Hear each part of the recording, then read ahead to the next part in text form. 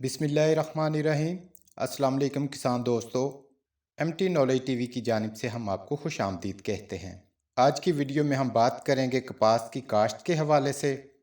काश्त का बेहतरीन वक्त कौन सा है, ज़मीन की तैयारी कैसे की जाए और क्या हम कपास के साथ कोई दूसरी फसल भी ले सकते हैं, अगर ऐसा है तो वो कौन सी फसलें हैं, और खादों का शेड्यूल।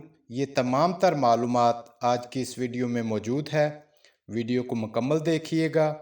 तो चलते हैं तफसील की जानिब।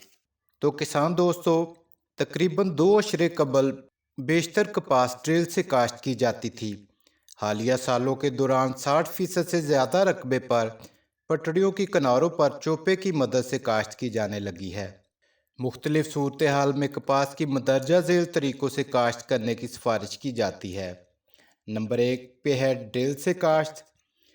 गंदम के बाद काश्त की सूरत में कपास की ज़्यादातर काश्त बजरिया ड्रिल ही की जाती है और फसल बड़ी होने पर खेलियां बना दी जाती हैं। अमरीकन इकसाम के पौधों का बाहमी फासला 6 से 9 इंच और देसी का 9 से 12 इंच रखा जाए। लाइनों का फासला दोनों में 2.5 फीट बरकरार रखा जाए। किसी भी तरीका काश्त का इंतखाब अपने मखसूस ज़मीनी और ज़री हालात के तनाज़र में किया जाए। अगर ड्रिल के साथ प्रेस व्हील मौजूद ना हो तो सतह को खुश्क होने से बचाने के लिए फ़ौरन बाद में हल्का सा सुहागा देना बहुत ज़रूरी होता है। बहर कैफ छदराई का अमल काश्त के बाद 1 माह के अंदर अंदर मुकम्मल कर लिया जाए। अगर ड्रिल से काश्त कपास के उगाव के दौरान बारिश के नतीजे में करंट होने से ज़्यादा नुकसान हो जाए तो नागे पोर करने के बजाय दोबारा काश्त को तरजीह दी जाए। करंट के सिवा किसी और वजह से नागे रह जाएं तो जल्द अज जल्द 1 हफ्ता के अंदर अंदर पुर किए जाएं। हर नागे में 4 से 5 बीज बोए जाएं। उगाव मुकम्मल होने के बाद उनकी भी छदराई की जाए। नंबर 2 पर है पटरियों या खेलियों पर काश्त। तो दूसरा तरीका यह है कि कपास पटरियों के किनारों पर चोपे से काश्त की जाए। पौधों की यकसा तादाद हासिल करने के लिए पटरियों या खेलियों के किनारों पर काश्त का तरीका इख्तियार किया जा सकता है। अगर ज़री मज़दूरों की दस्तयाबी हो तो पटरियों या खेलियों का तरीका इख्तियार करना चाहिए। अगर ज़मीन लेज़र से हमवार शुदा हो तो पटरियां बनाने के बाद लेकिन पानी लगाने से पहले चोपे लगाए जाएं। अगर ज़मीन ना हमवार हो तो पानी लगाने के फ़ौरन बाद पानी सतह से 1 इंच ऊपर चोपे लगाए जाएं। पानी लगाने के बाद चोपे लगाने में ताख़ीर ना की जाए। अगर बीज का उगाव मालूम ना हो तो पौधों की पूरी तादाद को यकीनी बनाने के लिए काश्त के दौरान हर जगह 2 से 3 बीज लगाए जाएं। उगाव मुकम्मल होने के बाद छदराई करके हर जगह 1-1 पौधा कर दिया जाए, लेकिन सेहतमंद ज़मीन 100% उगाव वाला बीज हर चोपे में 1-1 इंच लगाना चाहिए। अगर जहर के असर या पानी चढ़ जाने की वजह से नागे रह जाएं तो जल्द अज जल्द 1 हफ्ते के अंदर अंदर पुर किए जाएं। तख़ीर से लगाए गए नागे वाले पौधे गैर पैदावारी रह जाते हैं। तो अब बात करते हैं पटरियों पर काश्त के फ़वाइद और नुकसान के हवाले से। पटरियों पर काश्त की सूरत में बारिश से करुंड वगैरह का ख़तरा 90% तक कम हो जाता है। फसल दोबारा काश्त करने की जहमत नहीं करनी पड़ती। भरपूर उगाव की वजह से फसल की इब्तदाई नशोनमा बेहतर होती है।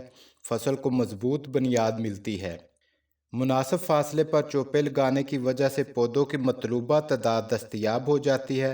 चुराई करके फासला मुतय्यन करने में सहूलत रहती है। ज़्यादा बारिशें हो जाएं तो खेत से फालतू पानी आसानी से बाहर निकाला जा सकता है। 50% तक बीज की बचत हो जाती है और जगह नरम होने की वजह से जड़ों की नशोनमा बेहतर होने की वजह से पानी की कमी बेशी बर्दाश्त कर सकती है। कपास जल्दी तैयार हो जाती है। इस तरीके से कलराठी ज़मीनों में भी कपास काफ़ी हद तक कामयाबी से उगाई जा सकती है। गोया हर किस्म की ज़मीनों में बेहतर उगाव मुमकिन होता है। खालियों में मुनासिब नमी मौजूद होने की वजह से जड़ी बूटी मार जहरों से बेहतर तौर पर फ़ायदा उठाया जा सकता है। जहरों का महफूज इस्तेमाल मुमकिन हो जाता है और बेशतर हालात में पटरियों पर काश्त कपास की मजमूई पैदावार ड्रिल से काश्त के मुकाबले में ज़्यादा हासिल होती है। इस तरीके से मजमूई तौर पर ज़्यादा मरतबा पानी लगाने की ज़रूरत होती है। ड्रिल से काश्त की सूरत में कम पानी से फसल उगाई जा सकती है। पैदावार म्यारी और ज़्यादा मिकदार में हासिल होती है। इस तरीके से काश्त कपास का एक मनफी पहलू भी है, वो ये है कि जड़ी बूटियों का हमला ज़्यादा शदीद होता है और इनकी तलफी का अमल मुश्किल होता है, जबकि ड्रिल से काश्त की सूरत में खुश्क गोडी और कतारों के दरमियान ट्रैक्टर चलाना आसान होता है। और अब बात करेंगे टनल में काश्त के हवाले से। तो ये जदीद तरीका है। टनल में खरबूजा और तरबूज के साथ भी कपास की काश्त की जा सकती है। इसका तरीका ये है कि नवंबर या दिसंबर में खरबूजा और तरबूज काश्त किया जाए और जनवरी के आखिर या फरवरी के शुरू में शीट उतारने से पहले ही कपास की काश्त कर दी जाए। कपास का उगाव मुकम्मल होने के बाद शीट उतार दी जाए। इतनी अगेती फसल की 50% से ज़्यादा पैदावार मानसून की बारिशें शुरू होने से पहले ही हासिल हो जाती है। और अब बात करते हैं कपास में मखलूत काश्त के हवाले से। फरवरी मार्च काश्त कपास में कई फसलें कामयाबी के साथ उगाई जा सकती हैं।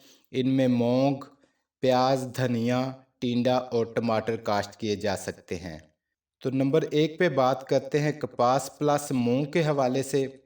गंदम काटने के फ़ौरन बाद 3-3 फुट की फासले पर कपास की एक कतार और हर 2 कतारों के दरमियान मूंग की 1 या 2 कतारें ड्रिल की मदद से काश्त की जा सकती हैं। जुलाई में मूंग की फसल तैयार हो जाती है। मूंग को जल्द अज जल्द ख़त्म करने के लिए ज़रूरी है कि खेत को कम से कम पानी लगाया जाए। मूंग काटने के बाद कपास की कतारों के दरमियान हल चलाकर मट्टी चढ़ा दी जाए तो कपास की फसल भी कामयाब हो जाती है। ये तरीका बड़े पैमाने पर काश्त के लिए भी इख्तियार किया जा सकता है। तो नंबर 2 पर है कपास प्लस टिंडे। मार्च के शुरू में 3-3 फुट चौड़ाई पटरियों के एक किनारे पर बड़े कद वाली कपास और दूसरे किनारे पर दोगली किस्म के टिंडे या टमाटर काश्त किए जाएं तो ज़्यादा नफ़ा हासिल किया जा सकता है। नंबर 3 पर है कपास प्लस प्याज। जनवरी के आखिर में 2 बोरी DAP डालकर 2.5 फुट के फासले पर खेलियां बनाएं। उनके दोनों तरफ प्याज काश्त करके पेंडीमेथालिन स्प्रे कर दी जाए। साफ़शुदा खेलियों के एक किनारे पर फरवरी के आखिर में कपास के चोपे लगा दिए जाएं। और नंबर 4 पर है कपास प्लस धनिया। नहरों के साथ ठंडी ज़मीनों में मई जून काश्त कपास में भी सब्ज़ धनिया उगाया जा सकता है। नंबर 5 कपास प्लस गंदम या कैनोला। अगर कपास का खेत जड़ी बूटियों से काफ़ी हद तक पाक हो, कपास का कद ज़्यादा बड़ा ना हो, कपास ज़्यादा घनी ना हो, दिसंबर के आखिर या जनवरी के शुरू में कपास की छड़ियाँ काटे जाने का इम्कान हो, तो कपास हमवार ज़मीन या कम ऊंची खेलियों या पटरियों पर काश्त की गई हो तो नवंबर के शुरू में खड़ी कपास में कैनोला या गंदम की फसल काश्त की जा सकती है। नंबर 6 पर है खड़ी गंदम में कपास की काश्त। नवंबर में रबी ड्रिल का एक फेर लगाकर गंदम काश्त करने के बाद वट बना दी जाए। हर वट के एक तरफ मार्च में 1-1 फुट के फासले पर कपास के चोपे लगा दिए जाएं। नंबर 7 पर है बहारिया मक्की में कपास की काश्त। छोटे पैमाने पर काश्त की सूरत में ये तरीका इख्तियार किया जा सकता है। जनवरी में काश्त 2.5 फुट के फासले पर बनाई गई खेलियों के एक तरफ काश्त की गई बहारिया मक्की में मक्की के शुरू में दूसरी तरफ कपास की काश्त की जा सकती है। ये सिर्फ ऐसी सूरत में काश्त की जा सकती है जब मक्की का खेत जड़ी बूटियों से पाक किया जा चुका हो और मक्की काश्त करने से पहले खेत लेज़र की मदद से हमवार किए जा चुके हों। और नंबर 8 पे है प्याज में लोबिया और कपास की काश्त। छोटे पैमाने पर काश्त की सूरत में ये तरीका इख्तियार किया जा सकता है। जनवरी में 5 फुट के फासले पर रेजर खोलकर पटरियां बनाकर उनके दोनों किनारों पर प्याज काश्त कर दिया जाए। मार्च के शुरू में गोडी करने के बाद खुश्क होने पर पटरियों की एक तरफ लोबिया काश्त करके आपाशी कर दें। अप्रैल के शुरू में पटरियों के दूसरी तरफ कपास भी काश्त की जा सकती है। ये सिर्फ ऐसी सूरत में ही मुमकिन है जब लेज़र से हमवार शुदा खेत जड़ी बूटियों से पाक किया जा चुका हो। तो किसान भाइयों, ویڈیو کو لائک اور اپنے دوسرے کسان بھائیوں کے ساتھ شیئر ضرور کیجیے گا۔